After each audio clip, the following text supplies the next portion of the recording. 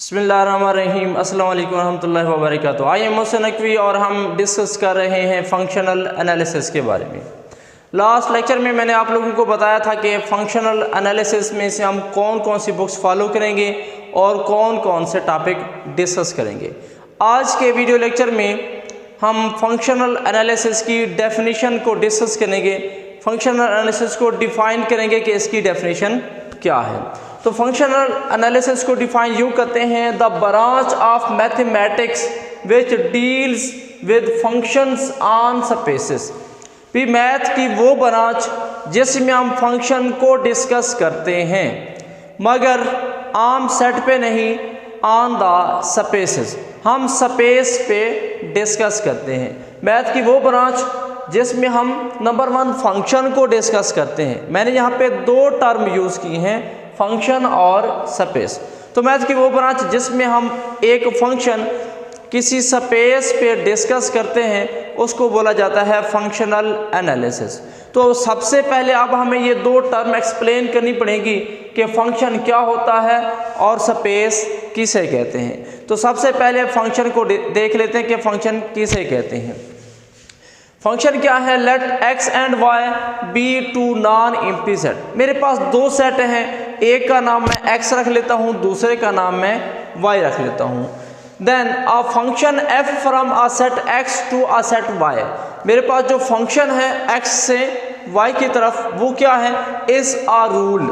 वो एक रूल है और कोरस्पॉन्डेंस, एक रूल है, एक प्रोसीजर है, एक टेक्निक है, एक तरीका है। करता क्या है? That assigns. फंक्शन एक ऐसा रूल है जो असाइन करता है, जोड़ता है, मिलाता है। किन को मिलाता है? That assigns each element x in x। जो पहले सेट के हर एलिमेंट को असाइन करता है, जोड़ता है, मिलाता है। किसके साथ? A unique element y in y। यानी पहले सेट के यूनिक एलिमेंट को दूसरे सेट के एलिमेंट से जोड़ता है। इस प्रोसीजर को, इस रूल को बोलते हैं फंक्शन। मैं ज़रा एग्जांपल से इसको एक्सप्लेन करता हूँ। देखिए मैं लेट कर लेता हूँ कि मेरे पास 2 सेट हैं। एक सेट है 1 2 3। पहले मैं न्यूमेरिकली एक्सप्लेन करता हूँ। सेकंड मेरे पास है 5 6 7 8। ये जो मेरा फर्स्ट सेट है इसको मैं x कह देता हूँ। ये जो मेरे पास सेकंड सेट है इसको मैं y कह देता हूँ। अब मुझे इसको फंक्शन बनाना है। तो फंक्शन का काम ये है कि पहले सेट का एक एलिमेंट दूसरे सेट के यूनिक एलिमेंट से जोड़ेगा। यानी इसका 1 मैं लेता हूँ तो दूसरे मेरे पास 5 6 7 8 जिसके साथ मर्जी मैं मिलाऊँ लेकिन सिंगल एलिमेंट से मिलाऊंगा। यानी 1 को फॉर एग्जांपल मैं असाइन कर देता हूँ 6, यानी 1 को मैं 6 दे देता हूँ। अब फिर मैं 1 को किसी से असाइन नहीं कर सकता। This is unique relation. Similarly 2 को मैं असाइन कर देता हूँ फॉर एग्जांपल 5। फिर मैं 2 को किसी के साथ असाइन नहीं करूँगा, किसी के साथ नहीं मिलाऊंगा। 3 को मैं मिला देता हूँ किसके साथ? 7 के साथ। 4 को, अब ये देखिए मैंने फंक्शन में 2 बातें की। फंक्शन ऐसा रूल है जो असाइन करता है, जोड़ता है ईच एलिमेंट x इन x। फंक्शन में 2 बातें मैंने मेंशन की हैं। पहली बात कि फंक्शन जो होगा पहले सेट का ईच एलिमेंट, पहले सेट का हर एलिमेंट असाइन करेगा। पहले सेट का कोई भी एलिमेंट खाली नहीं छोड़ेगा। तो इस वजह से मैं यहाँ पे कोई भी एलिमेंट खाली नहीं छोड़ सकता। सो मैं 4 को किसी एक से मिला देता हूँ। फॉर एग्जांपल मैं 4 को 7 से मिला देता हूँ। आप देख लें कि मैंने फर्स्ट सेट का ईच एलिमेंट असाइन किया लेकिन सेकंड का एक एलिमेंट छोड़ दिया। तो फंक्शन में पहली बात कि पहले सेट का हर एलिमेंट असाइन करेगा यूनिक एलिमेंट y इन y। दूसरी बात यह है कि ये जो फंक्शन है दूसरे सेट के यूनिक से असाइन करेगा। देखिए मैंने 1 को सिर्फ 6 के साथ मिलाया, 2 को जस्ट 5 के साथ असाइन किया, 3 को जस्ट 7 के साथ, 4 को जस्ट 7 के साथ, 4 सिर्फ 7 के साथ है, फिर किसी के साथ नहीं है। 3 सिर्फ 7 से असाइन है, फिर किसी के साथ असाइन नहीं है। तो याद रखें फंक्शन जो है वो पहले सेट पे ही दोनों बातें पूरी करता है। कौन सी? यानी फंक्शन पहले सेट का हर एलिमेंट असाइन करेगा, यानी पहले सेट का हर एलिमेंट मिलाएगा। दूसरी बात, पहले सेट का हर एलिमेंट यूनिकली मिलाएगा। दूसरे सेट के कोई एक एलिमेंट सारे मिल जाए, नो टेंशन। फॉर एग्जांपल एक और एग्जांपल देख लें, 1 2 3 4 5 6 7 8। अब मैं 1 को 5 के साथ, 2 को 5 3 5 4 5, अगर मैं ऑर्डर्ड पेयर बना लूँ तो 1 को मैंने 5 से मिलाया, 2 को 5 के साथ, 3 को 5 के साथ, तो 4 को 5 के साथ। तो आप देख लें इसमें से पहले एलिमेंट क्या है, 1 2 3 4। फर्स्ट एलिमेंट में कोई भी रेपिटेशन नहीं आ रहा, सेकंड में रेपिटेशन आ रहा है। सो ये हमारा फंक्शन है। चूँकि फंक्शन दोनों बातें पूरी हैं। पहली बात, पहले सेट का हर एलिमेंट असाइन है, उसको असाइन किया गया है। दूसरी बात, पहले सेट का हर एलिमेंट यूनिकली असाइन है। अगर मैं यूँ कर देता हूँ, मेरे पास सेट है 1 2 3, इधर है 4 5 6। अब मैं क्या करता हूँ, यहाँ पे 1 को 4 के साथ, 1 को 5 के साथ, ये मैं असाइन कर देता हूँ। अब मेरे पास फंक्शन नहीं रहेगा, चूँकि फर्स्ट सेट का यूनिक रिलेशन नहीं रहा। या मैं यूँ कर देता हूँ, 1 2 3 ये मेरा पहला सेट है, 4 5 6 ये मेरा सेकंड सेट है। मैं क्या करता हूँ, 1 को 4 के साथ मिला देता हूँ, 2 को भी 4 से मिला देता हूँ, 3 को छोड़ देता हूँ, तब भी मेरा फंक्शन नहीं होगा। तो ये तो बात क्लियर होगी हमारे पास फंक्शन की। न्यूमेरिकली भी आप एक्सप्लेन करते हैं, जिस तरह मैंने आपके सामने एग्जांपल्स दी। अलजेब्रिकली भी आप एक्सप्लेन कर सकते हैं। फॉर एग्जांपल मैं लिखता हूँ y is equal to x plus 4। इसको बोलते हैं अलजेब्रिक रिप्रेजेंटेशन, जिसमें आप फंक्शन को किसी इक्वेशन से रिप्रेजेंट करते हैं। लीनियर इक्वेशन जो होती है वो हमेशा फंक्शन बनाती है, क्वाड्रेटिक का नहीं पता। तो y equal to x plus 4 आप देख सकते हैं। अगर मैं x की वैल्यू 1 लेता हूँ तो मेरे पास y की यूनिक वैल्यू आएगी विच इज़ 5। तो इसी तरह आप लेते रहें, x की कोई एक वैल्यू ले लें तो y की जस्ट एक ही वैल्यू आएगी। तो इसका मतलब ये हमारे पास फंक्शन है। ज़रा इस सेकेंड इक्वेशन को देख लें, y square is equal to x plus 4। अब इस केस में देखें, अगर मैं यहाँ पे x की जगह पे 1 लिखता हूँ तो मेरे पास y की वैल्यू क्या आएगी, x की जगह पे 1 लिखूँ तो y स्क्वायर आएगा 1 प्लस ऑफ 4 यानी 5। तो अगर आप स्क्वायर को ख़त्म करें तो यहाँ पे स्क्वायर रूट लेंगे। जब आप स्क्वायर रूट लेते हैं तो यहाँ पे प्लस माइनस का साइन लगाते हैं, तो y की आपके पास वैल्यू आ जाएगी नंबर 1 प्लस का 5, नंबर 2 माइनस का 5। तो आप ज़रा गौर करें कि 1 पे 2 वैल्यूज़ आ गई, 1 पे प्लस 5 भी है और 1 पे माइनस 5 भी है। तो यहाँ पे देखिए हमारे पास यूनिक रिलेशन नहीं रहा, यानी मैंने पहले सेट का एक एलिमेंट लिया तो मुझे आंसर में 2 नंबर मिल गए, तो इसका मतलब 2 इमेज आ गए। सो मेरे पास रिलेशन यूनिक नहीं रहा। सो ये मेरे पास जो इक्वेशन है ये फंक्शन को रिप्रेजेंट नहीं कर रही। सिमिलरली अगर मैं यहाँ पे एक और एग्जांपल ले लेता हूँ, फॉर एग्जांपल मैंने यहाँ पे y is equal to x plus 4 लिखा, तो मैं यहाँ पे लिख लेता हूँ y is equal to x square plus 4। तो क्या हम कह सकते हैं ये फंक्शन है? चेक कर लेते हैं। तो फंक्शन की कंडीशन है कि वो आपको यूनिक वैल्यू देगा, पहले सेट का हर एलिमेंट, पहले सेट के हर एलिमेंट पे इमेज आएगा। तो x की जगह पे अगर मैं 1 लिखूं तो मेरे पास y की वैल्यू क्या आएगी, y is equal to 1 square plus 4 which is equal to 5। तो 1 पे रिजल्ट क्या आया, 5। दैट इज यूनिक, यानी दोनों बातें पूरी हैं। x की हर वैल्यू का आंसर होगा। मैं x 1 लूँ, 2 3 4 5 जो मर्जी नंबर लूँ, मेरे पास कोई ना कोई आंसर आएगा। तो पहली बात पूरी हो गई कि हर एलिमेंट का इमेज आंसर वैल्यू आएगा। दूसरी बात यूनिक है, मैंने x1 लिया तो y की जस्ट एक वैल्यू आई, this is known as function. और ये आपके पास अलजेब्रिक रिप्रेजेंटेशन है। क्योंकि हम हायर लेवल पे बात कर रहे हैं तो हायर लेवल पे हम न्यूमेरिकली नहीं अलजेब्रिकली डिस्कस करते हैं। तो आप बड़ी आसानी से वैल्यू पुट करके देख सकते हैं कि आया आपके पास हर नंबर का जो आप एक्सपोर्ट करते हैं आंसर आता है, इमेज आता है, तो इसका मतलब दूसरी बात यूनिक आता है। अगर ये दोनों बातें पूरी हैं तो फिर वो क्या होगा, फंक्शन होगा। ये जो हमारा पहला सेट है जो हम पुट कर रहे हैं यानी x की वैल्यू ले रहे हैं, x हमारा डोमेन कहलाता है, पहला सेट डोमेन सेट कहलाता है। और जो सेकंड सेट होता है जिसके अंदर सेकंड सेट कौन सा, सेट ऑफ द इमेजेस, वो नंबर जिनको हमने असाइन किया हुआ है। जिस तरह यहाँ पे देखें तो मेरे पास डोमेन सेट कौन है, 1 2 3 4, ये मेरा डोमेन सेट होगा। और जिसके साथ ये असाइन है वो कौन है, 5 6 7।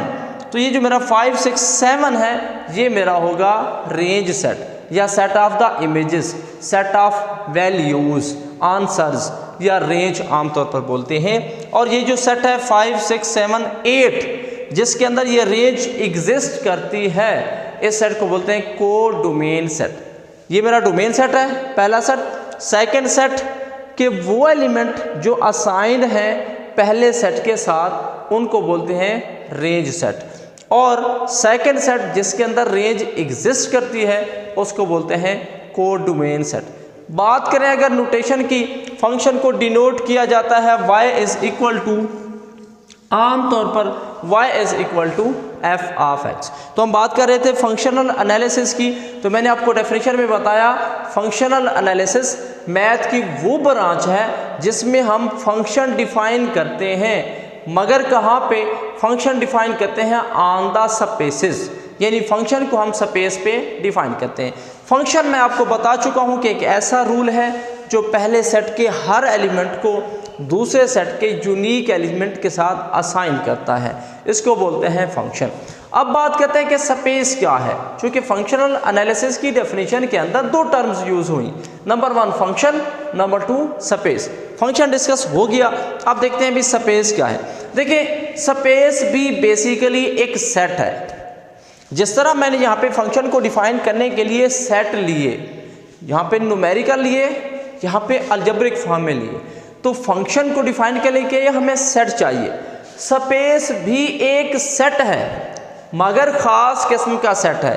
भी इसकी ख़ास बात क्या है, डिफरेंट क्या है, हम जब बात करते हैं फंक्शनल एनालिसिस की या स्पेस की, इसका मतलब ये होता है कि हम एक ऐसा सेट ले रहे हैं जो आम सेट नहीं है, बल्कि ऐसा सेट है जिसमें मज़ीद पहले से ऑलरेडी कुछ प्रॉपर्टीज़ होल्ड करती हैं। फॉर एग्जाम्पल ज़रा इस चीज़ को देखें, ये मेरे पास ग्रुप है, भी ग्रुप क्या होता है, ग्रुप एक सेट होता है। आप एक सेट उठाते हैं, उस पर 4 कंडीशन अप्लाई करते हैं, एडिशन के लिहाज से या मल्टीप्लिकेशन के लिहाज से, जिसके लिहाज से आप चेक करें। फॉर एग्जाम्पल मैं सेट उठाता हूँ 1 -1 अयोटा -1 अयोटा। अब इस सेट पे, ये मेरा सेट है, मैं इस पे 4 कंडीशन अप्लाई करता हूँ। नंबर 1 मैं इस पे क्लोजर लॉ अप्लाई करता हूँ। नंबर 2 मैं इस पे एसोसिएटिव लॉ अप्लाई करूँगा। नंबर 3 मैं इसमें आइडेंटिटी प्रॉपर्टी चेक करूँगा। नंबर 4 मैं इस पे इनवर्स प्रॉपर्टी चेक करूँगा।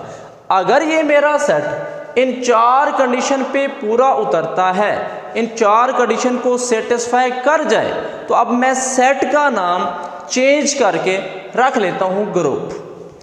अगर ये मेरा सेट 4 की बजाय 5 प्रॉपर्टीज पूरी कर जाए, क्लोजर, एसोसिएटिव, आइडेंटिटी, इनवर्स और कम्यूटेटिव, अगर ये 5 बातें पूरी कर जाए, तो अब मैं सेट का नाम चेंज करके रख लेता हूँ अबिलियन ग्रुप। अगर इसी तरह का मैं एक सेट लेता हूँ, क्या है फील्ड, फील्ड भी एक सेट है, तो हम क्या करते हैं, एक सेट पकड़ते हैं, उसके अंदर 11 प्रॉपर्टीज चेक करते हैं। कौन कौन सी, क्लोजर लॉ एडिशन के लिहाज से, मल्टीप्लिकेशन के लिहाज से, एसोसिएटिव लॉ एडिशन के लिहाज से, मल्टीप्लिकेशन के लिहाज से, सिमिलरली आइडेंटिटी एडिशन और multiplication, inverse law, commutative law, सारे के सारे एडिशन और मल्टीप्लिकेशन के लिहाज से, 5 एडिशन के लिहाज से, 5 मल्टीप्लिकेशन के लिहाज से, तो ये टोटल बन गया 10। 11 पे आप चेक करते हैं डिस्ट्रीब्यूटिव लॉ। अगर एक सेट के अंदर ये 11 प्रॉपर्टीज होल्ड कर जाए, उस सेट का नाम आप चेंज करके रख लेते हैं दिस इज अ फील्ड। तो बात ये क्लियर हुई कि हमारे पास ग्रुप भी सेट था, अबिलियन ग्रुप भी सेट था, रिंग भी सेट है, फील्ड भी सेट है। सिमिलरली स्पेस भी एक सेट है।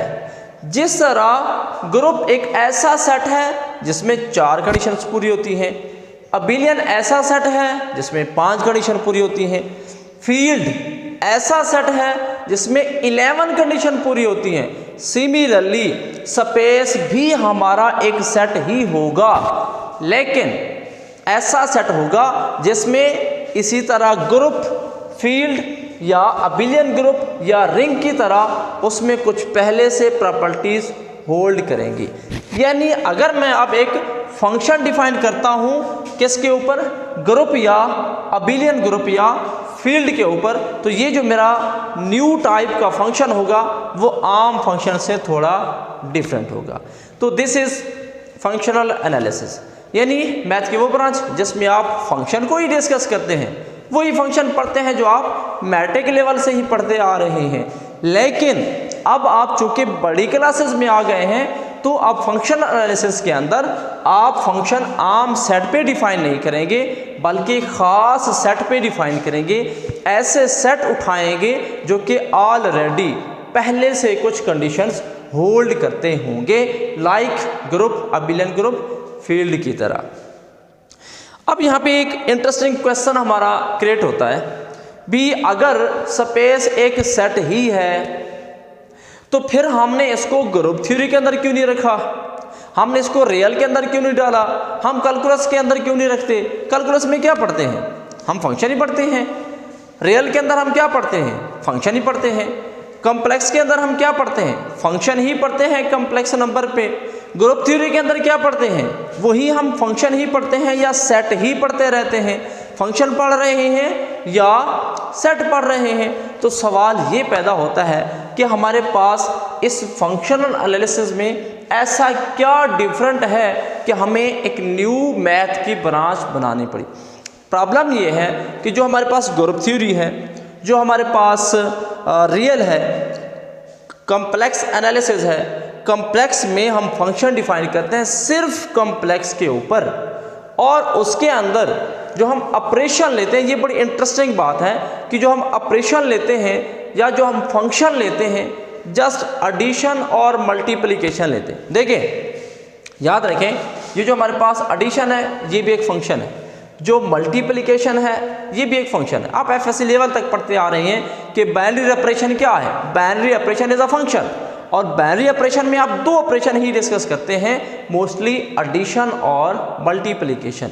तो याद रहे एडिशन भी एक फंक्शन है, मल्टीप्लिकेशन भी एक फंक्शन है। तो ग्रुप थ्योरी के अंदर आप जो भी सेट उठाते हैं उसमें सिर्फ 2 फंक्शन चेक करते हैं। मैंने ये वाला सेट उठाया तो मैं इसको चेक करूंगा with respect to function addition या with respect to function multiplication. This is group theory. तो ग्रुप थ्योरी में या जो हमने पीछे ब्रांच मैथ की बनाई हुई है उसमें जो हम फंक्शन डिफाइन करते हैं, जो हम सेट्स को प्रॉपर्टीज चेक करते हैं, सिर्फ 2 ऑपरेशन, या यूं कहूं कि हम सेट पे प्रॉपर्टीज चेक करते हैं सिर्फ 2 फंक्शन के लिहाज से, एडिशन के लिहाज से और मल्टीप्लिकेशन के लिहाज से। यहाँ पे फंक्शनल एनालिसिस में हम जनरलाइज काम करेंगे। कैसे, मैं यहाँ पे एक सेट उठाऊंगा, फॉर एग्जांपल मैं यहाँ पे सेट उठा लूंगा रियल नंबर। अब मैं रियल नंबर पे properties with respect to addition नहीं देखूंगा या विद रिस्पेक्ट टू सिर्फ मल्टीप्लिकेशन नहीं देखूंगा, बल्कि मैं क्या करूंगा, विद रिस्पेक्ट टू फंक्शन देखूंगा। भी ये फंक्शन क्या होगा, आपका जो दिल करे आप यहाँ पे डिफाइन करेंगे, फिर आप प्रॉपर्टीज चेक करेंगे जिस तरह हमने यहाँ पे प्रॉपर्टीज चेक की। तो ये हमारा ख़ास डिफरेंस है फंक्शनल एनालिसिस, ग्रुप थ्योरी और बाकी ब्रांच के अंदर। यानी बाकी ब्रांच के अंदर आप जो फंक्शन जिस पे सेट की प्रॉपर्टीज चेक करते हैं, ग्रुप मैं चेक कर रहा हूँ प्रॉपर्टीज़, तो मैं सेट उठाऊंगा तो उसमें 4 प्रॉपर्टीज चेक करूँगा। उसमें फंक्शन कौन सा लूँगा, एडिशन, या क्या लूँगा, मल्टीप्लिकेशन। एडिशन और मल्टीप्लिकेशन के अलावा हम मोस्टली कोई और फंक्शन नहीं लेते। लेकिन फंक्शनल एनालिसिस के अंदर जब हम जाएंगे तो हम वहाँ पे जो दिल करे मर्जी का फंक्शन लेकर सेट उठाएंगे, एक मर्जी का फंक्शन बनाएंगे, फिर उस सेट को उस फंक्शन के लिहाज से प्रॉपर्टीज़ चेक करेंगे। अगर प्रॉपर्टीज़ होल्ड कर गई तो वो सेट बन जाएगा स्पेस, प्रॉपर्टीज़ होल्ड ना करें तो सेट हमारा सेट रहेगा, स्पेस नहीं कहलाएगी। तो ये था शॉर्ट इंट्रोडक्शन फंक्शन एनालिसिस के बारे में कि मैथ के वो बना जिसमें हम फंक्शन को डिफाइन करते हैं, मगर आम सेट पे नहीं बल्कि किस पे ऊपर डिफाइन करते हैं, स्पेस के ऊपर। स्पेस क्या है, एक ख़ास सेट है जिसके अंदर पहले से कुछ ना कुछ प्रॉपर्टीज़ होल्ड करेंगी। तो इंशाल्लाह नेक्स्ट वीडियो लेक्चर में हम सबसे पहला टॉपिक स्टार्ट करेंगे वेक्टर स्पेस के बारे में कि वेक्टर स्पेस क्या होती है। थैंक यू, अल्लाह हाफ़िज़।